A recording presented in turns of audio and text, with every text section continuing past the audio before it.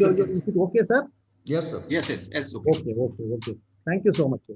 So, in my opinion, that the three E's are very, very important for that matter. The first one is supposed to be the education only. The second one is the engineering, and third one, of course, the enforcement of it. Fourth one, which is emerging in the last 10 years, I can very well say that is the economic things. So in the first one, if I say means and that regarding this education, certainly unless otherwise we create a good amount of an awareness with the people, we cannot be able to have an effective environmental management. In fact, people who are having the strings of degrees and the diplomas behind their names, but as far as the environmental knowledge is concerned, means it is a very poor. And in that case, it is our duty or it is the duty of the state as well as the education institutions to impart the knowledge, what is the good for that environment or what to do and what not to do. The commissions and omissions of that act is very, very important. In fact, realizing this importance only, even in the Supreme Court has gone one step ahead as a form of a judicial activism. And in one of the court cases, it has given one of the landmark judgment and thereby inserting one special subject, namely this environmental science and engineering in the curriculum of the undergraduate program, irrespective of what branch the student is studying. It may be a civil or a mechanical or electrical, whatever that branch, he may be an arts graduate or a science graduate, one subject has been made mandatory and that syllabus is a common one throughout the length and breadth of the country, namely this environmental science and engineering. And the main purpose or the motivation or the intention of imparting this education in order to create that awareness. The moment when the awareness is there, then there will be a, what is this one, a commitment will be there. Once the commitment is there, he will not be doing any harm to the environment. On the other hand, if anyone does, he will be preventing the same also. It is just like a justice, not, it is not only the justice done, justice seems to be done. That is in that way, this is the, and in fact, in starting this one also, the government is funding to the various pollution control boards and educational institutions in organizing several in-house training programs, especially for the purpose of it's specifically meant for that educators, administrators, adjudicators, advocates, academicians, and all they are conducting the program. And apart from that, some specialized program like a municipal solid waste management, hazardous waste management, biomedical waste management, coastal regulation zone. All these are all meant only for the department people, how far they can be effectively implementing those things. Okay. Now coming back to the second one, namely this engineering, there is absolutely no doubt at all, because unless otherwise the scientific principles are ingrained with the engineering and developing a technology, then only we can able to have a good, what is this, good and effective environmental management. For example, whether it may be the water treatment or the wastewater treatment, or it may be the hazardous waste or the biomedical, whatever may be that, starting from the cradle to the graveyard, or now this technology is slowly going in the other side, namely instead of going for the end pipe treatment, we must integrate it in the process itself, and thereby we have to minimize the waste to maximum utilization of the energy, namely the clean development mechanism. So in all the cases, it is absolutely and eminently essential that the technology or the engineering aspects. In fact, that is second E is very, very important. Of course, before going to the third E, I can very well say now the fourth E, which is the emerging, namely this is economic. Economic aspects in the last 10 years, this is an emerging area. Previously, we considered that environmental goods are available at the free of cost. Now, since we are slowly, that the entire world is moving, becoming unipolar and moving towards the capitalistic form, and now it started anything and everything is slowly priced for that matter. In fact, even slowly that whatever that an user who is purchasing any product after the due usal, whatever that waste which is being generated, and he has to pay in order to what is this one, dispose that waste effectively environmental friendly manner from the environment. So and again, There are certain places where we have to maintain certain pristine beauty of the environment, neat and clean, and anyone who is enjoying the pristine beauty or one who is passing through has to also pay for that one in order to maintain the same thing, just like the toll tax. And this process is slowly emerging even in a democratic country like ours. So it is a very debatable one whether we need it or not, or whether it is the good in the integrating this economic regime into the enforcement regime. That itself, the topic itself is a very debatable one. Now coming back to the third, namely this enforcement aspect. Enforcement aspect, this is what we are very much lacking in our country. But of course, various reasons can be assigned for we could not able to effectively implement those whatever that legislations we have made inside our parliament and the assembly. Okay, now let us see how far this legal regime is there in our country. Yes, first and the foremost, for the purpose of a good effect, for the purpose of what is it, enacting this type of that legislation, so we need a constitution for that. Constitution is supposed to be the organic document of the country. Whether in our constitution that environmental friendly or not, means I can very well say if anyone could be able to read our constitution, it is both letter and spirit, very much environmental friendly and green in nature for that. Take, for example, the preamble of the Constitution itself very clearly says that justice, social, economic, and political. And it is not just like that, it is put it in a logical sequence with a logical sequence.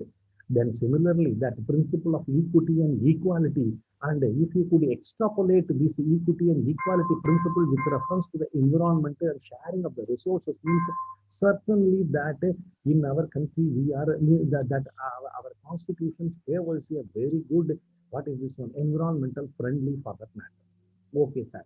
Apart from that, we are having even that two articles have been inserted in the year 1976 through the 42nd Constitutional Amendment 48A and 51AG. Then 48A, it imposes a duty on the part of the state, and the 51AG, it imposes a duty on the part of the citizens to keep the environment.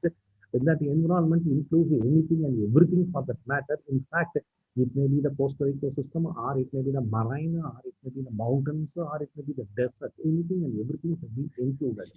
Then coming back to the legal regime, whether we are having the constitution is there, based upon the constitution, we have enacted the several legislations.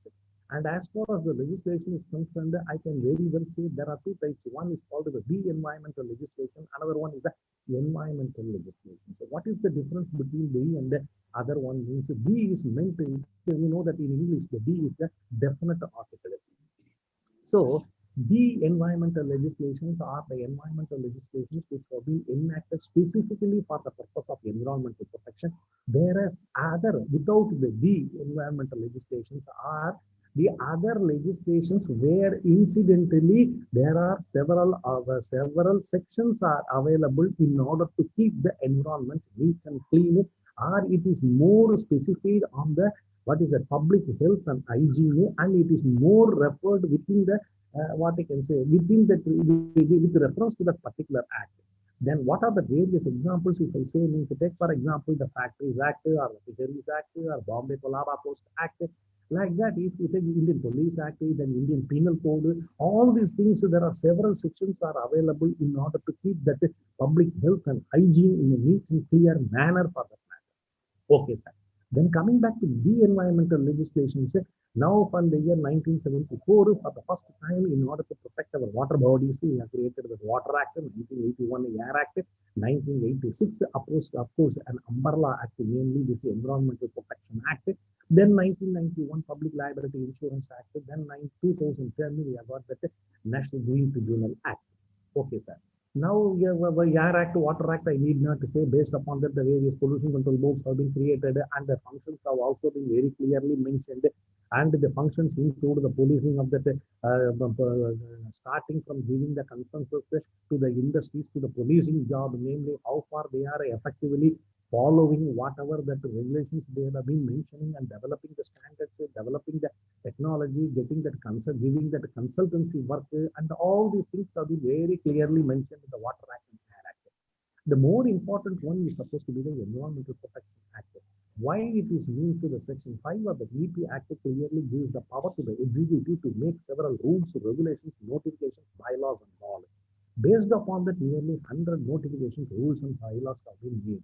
And to quote a few of them, solid waste management handling rules, postal regulations, zone notification, biomedical waste management handling rules, hazardous waste management, most importantly, environmental impact assessment notification, public hearing notification, then e-commerce notifications like that. There are several things are there for that matter. Okay, sir. We are having that act is there, and below that act we have got an executive made legislations, mainly the rules and regulations. Apart from that, the court also played. The court is a savar. Instead of saying the court, the judiciary. Judiciary is supposed to be the third arm and pillar of the democracy, and it is one of the constitutional body, and it has also played an active role. In fact, I can very well say that our judiciary has contributed a lot for the purpose of the emergence of a separate jurisprudence, mainly the environmental jurisprudence, I can say. If anyone could be able to read the judgments made from the year 1995 to 2000, means there are several landmark judgments have been given based upon this landmark judgment. In fact, 2006, the separate environmental policy has been developed, and if you could, anyone could be able to read the policy, and most of these landmark judgments, one way or rather, has been integrated into our environmental policy. So what are those two things means?